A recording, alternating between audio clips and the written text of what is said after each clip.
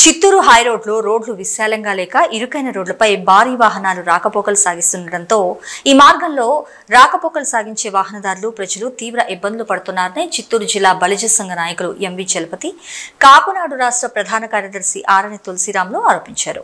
హైరోడ్లో ప్రమాదపరితంగా ఉన్న ప్రాంతాల్లో రోడ్ల విస్తరణ చేసుకునేందుకు వీలుగా ఉన్న చిత్తూరు నగరపాలక సంస్థ అధికారులు ఏమాత్రం చర్యలు తీసుకోవడం లేదంటూ వాపోయారు.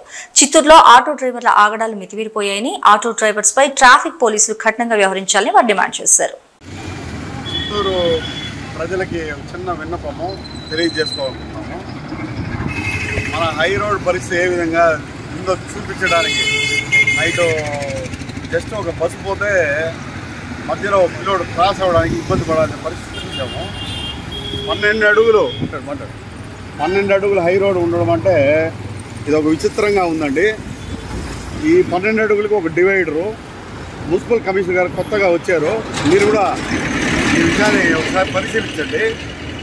కరెంటు పోల్స్, ఈ టెలిఫోన్ పోల్స్ రోడ్ సెంటర్లో ఎందుకు ఉంది, రోడ్డు ఎక్కడి వరకు నిలుస్తుంది, కనీసం కొలతలేసి కొట్టడానికి మీ ప్రయత్నాలు చేయండి. మా ఎమ్మెల్యే గారు పూర్తిగా స్వేచ్ఛ ఇచ్చినారు అధికారులకి. తెలుగుదేశం ప్రభుత్వం వచ్చిన తర్వాత ప్రజలకి న్యాయం చేయాలనే ఉద్దేశంతోనే మేము ముందుకు పోతున్నాము. కానీ ముఖ్యంగా అధికారులు ఈ విషయాన్ని పరిశీలించాలా. హై రోడ్డు ఈ విధంగా 12 అడుగులు ఉండి డివైడర్ ఉండడము ఏ జిల్లా హెడ్ క్వార్టర్స్లో కూడా లేదు.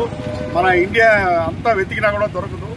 ఇటువంటి పరిస్థితులు ఒక్క చిత్తూరు పట్టణంలో మాత్రమే ఉంది. కొత్త కమిషనర్ గారు వచ్చారు. వారు గ్రూప్ 1 ఆఫీసరు, బాగా అనుభవం ఉండేవారు. మీరు కూడా పరిశీలించండి. మా ఎమ్మెల్యే గారికి సేవ చేసే వాళ్ళే ముఖ్యంగా కావాలి అధికారులు.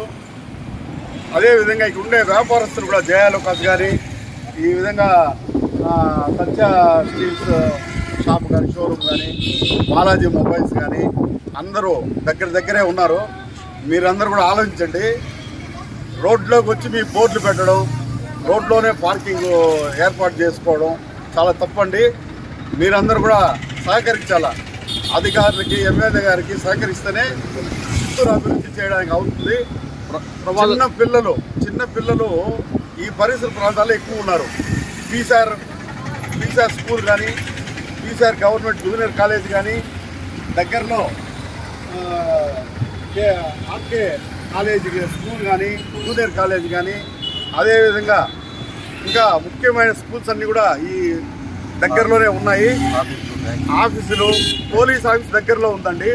ఎస్పీ గారి ఆఫీస్ కూడా దగ్గరలోనే ఉంది. ఈ ఆటోల్ని, బస్సుల్ని, ప్రైవేట్ బస్సుల్ని కంట్రోల్ చేయాలా. అదేవిధంగా ఈ రోడ్ని వైడెన్ చేయాల్సిన అవసరం చాలా ముఖ్యంగా ఉంది. కమిషనర్ గారు, మేయర్ గారు కూర్చొని ఒక నిర్ణయం తీసుకొని ఎమ్మెల్యే గారికి ఏ విధంగా సహాయం కావాలో తెలిపారంటే వారి వంతు సహాయం చేస్తారు. ఎంపీ గారు కూడా ఈ విషయంలో ఎంపీ గారు, ఎమ్మెల్యే గారు ఇంట్రెస్ట్గా ఉన్నారు. ముఖ్యంగా మా నాయకులు నారా చంద్రబాబు నాయుడు గారు ఈ విషయంలో చాలా ముఖ్యంగా నిర్ణయాలు తీసుకోవడంలో ఎటువంటి విషయంలోగా ఇటువంటి పబ్లిక్ విషయంలో వెనక్కి పోరు వాళ్ళు. మీరందరూ కూడా సహకరించి తగు నిర్ణయం తీసుకోవాల్సిందిగా మున్సిపల్ కమిషనర్ గారికి, మేయర్ గారికి తెలుపుతున్నాము. ఏ విధమైన సహాయం కావాలన్నా ఎమ్మెల్యే గారికి మేము తెలపవలసిందిగా కోరుతున్నాం. యాక్సిడెంట్లు చనిపోతున్నారు ఈ మధ్యలో యాక్సిడెంట్ అయ్యి గిరిపేటలో కూడా యాక్సిడెంట్ అయ్యిందో ఒక మనిషి చనిపోవడం జరిగింది. మీరు చూడండి, ఈ రోడ్లో పోతే ఒక మనిషి నడవడానికి కూడా స్థలం లేదు. దయచేసి ఈ విషయాన్ని పరిశీలించి కమిషనర్ గారు గట్టిగా నిర్ణయం తీసుకొని